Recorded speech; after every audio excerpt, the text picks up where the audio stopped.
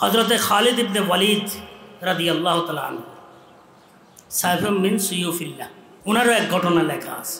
রণাঙ্গনে যুদ্ধ চলছে, কাফেরদের এক নেতৃস্থানীয় ব্যক্তিকে হজরতে কাবর নিয়ে নিচ্ছে। খালেদের নাম শুনলেও তো সেখানে কি কম্পন সৃষ্টি হয়ে যায়। রাদিয়াল্লাহু তাআলা আনহু এক কাফের যুদ্ধ দেখছে, সে বড় এক সেনাপতি এক মুসলিম সৈন্যের কবলে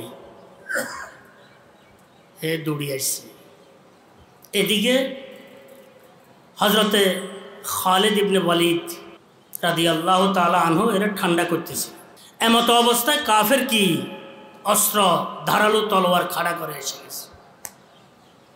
আসি দেখে যে খালিদ রাদিয়াল্লাহু তাআলা আনহু এখন দিছে তো ঘোড়াকে ফিরে। এটা তো কে ইমানি শক্তি, আমলি শক্তি, এত প্রখর ছিল, প্রবল ছিল। কারো শক্তি ছিল না এদের দিকে তাকাবে কেউ, তাকাইলে থরথরে শুরু হয়ে যেত। দেহের থরথরে পরে দিলের থরথরে শুরু হয়ে যেত। দিল কাটলে তো দেহ এমনিই কাটতে থাকে। খালিদ ইবনে ওয়ালিদ রাদিয়াল্লাহু তাআলা আনহু দেখলেন যে এই যোদ্ধা ফিরি দৌড়ে চলে যেতেছে।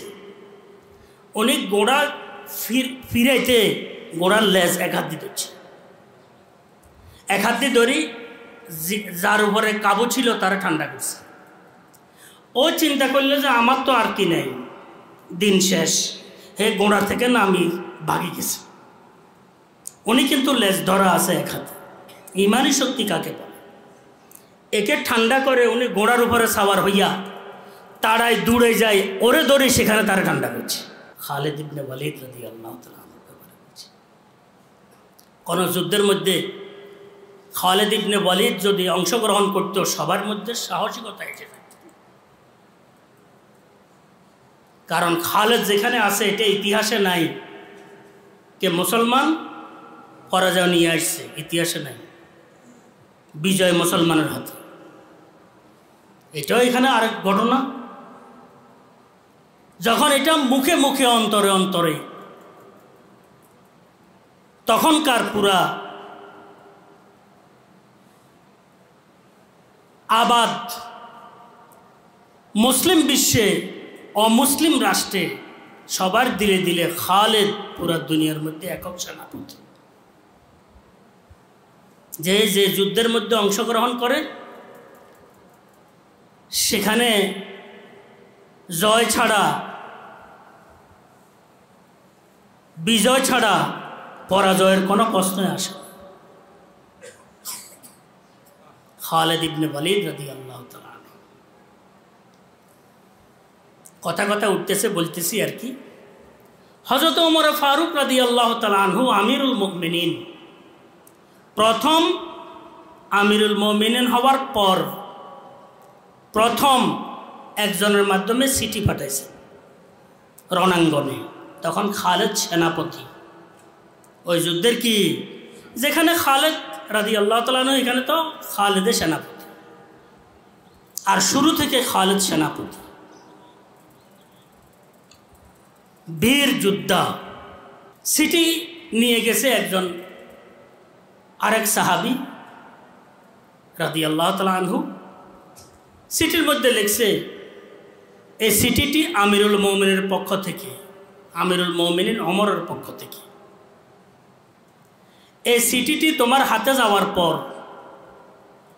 তুমি সেনাপতির পদ থেকে বহিষ্কৃত। চিঠি বাহক যিনি, উনি হবেন সেনাপতি, ঝান্ডা ওনার হাতে আসবে। তোমার দায়িত্ব ঝান্ডা তার হাতে উঠে দেওয়া। চিঠি পড়ে মাত্র ঝান্ডাটা বাহকের হাতে উঠে দিছে। তুমি কি যুদ্ধ করবে না করবে এটা আর কিছু নেই, বাস কথা শেষ। এখন খালিদ রাদিয়াল্লাহু তাআলা আনহু যিনি ছিলেন সেনাপতি, বীর যোদ্ধা, উনি এখন যুদ্ধ করতেছেন আরেক অপ্রসিদ্ধ এক সেনাপতির কি অধীনে। কি যুদ্ধ! রণাঙ্গনে, যুদ্ধাঙ্গনে এটা কিন্তু আলোচনা হচ্ছে কি হইল ঘটনা। এটা তো ফারুক আজম রাদিয়াল্লাহু তাআলা আনহুর কি নির্দেশ। চিঠির বাহক তোমাকে চিঠি দেওয়ার পর আমিরুল মুমিনিন ওমরের পক্ষ থেকে এই চিঠি পাওয়া মাত্র তুমি সেনাপতির পদ থেকে কি বহিষ্কৃত, বাহক হবে সেনাপতি, তুমি তার অধীনে কাজ করবে। শুরু হয়েছে যুদ্ধ। বহু সাহাবী সাথী সঙ্গীরা বলছেন, একজনেও বলছেন যে হে খালেদ সেনাপতি, আপনি সেনাপতি ছিলেন, এখন আপনার সেনাপতি বাদ দেয়া হইল, আরেকজনকে সেনাপতি বানানো হইল, আপনি যে কিছু বলেন না। বলছেন আমি যখন সেনাপতি ছিলাম তখনও ছিল আল্লাহর জন্য যুদ্ধ, আর এখন আমি সেনাপতির অধীনে থেকে যুদ্ধ করতেছি, এটাও আমার আল্লাহর জন্য, কোনো বেশ কম নাই, আগের চাইতে এখন মজা আমার কাছে বেশি লাগতেছে। আগে একটা কি ছিল, মাথা ছিল উপরে, এখন আমার ওই ঝান্ডা আমার হাতে ছিল, এখন ঝান্ডা আমার কি নাই, এখন আমার আরও কর্মকাণ্ডের মধ্যে লজ্জা তার মজা আসতেছে। কারণ কেন? আল্লাহর জন্য। আমাদের অবস্থা হলে কি হতো, কি আমাদেরকে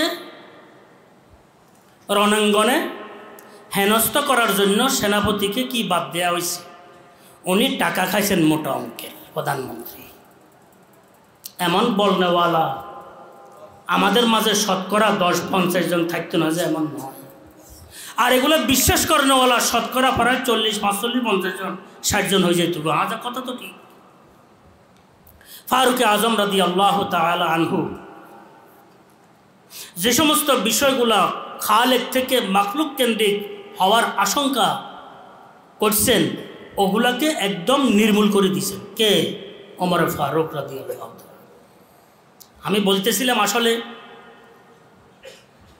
আল্লাহর জন্য যদি যুদ্ধ হয় তাহলে সেনাপতি আর সাধারণ সেনা কোনো বেশ খবর কিছু নাই, বরং সেনাপতি হইলে দায়িত্ব বড় হয়, সাধারণ সেনা হইলে দায়িত্ব কম। মজা তো আরও বেশি লাগার কথা। এখন তো আমরা পদমর্যাদার জন্য যুদ্ধ করতে থাকি, কিভাবে আমি উপরে উঠবো, কিভাবে আমি উপরে উঠবো। ভাই, যদি আল্লাহর জন্য যদি খেদমত হয় তাহলে আমার চৌকিদারিও মকবুল হবে। যদি আল্লাহর জন্য খেদমত না হয় তা আমার পীরগিরি শাহেনশাহী কিচ্ছু কাজে আসবে না। আখিরাতের বিষয়টি যার সামনে, সে কখনো এই সমস্ত বিষয়গুলোকে স্থান দেয় না দিলের মধ্যে। আল্লাহ তুমি আমাদেরকে হেফাজত করো, কোনো লোভ লালসা পদমর্যাদার মাল সম্পদের কারণে যেন এক তিল পরিমাণও যেন আমরা কি ফতচ্যুত না হই। আল্লাহ পাক আমাদেরকে হেফাজত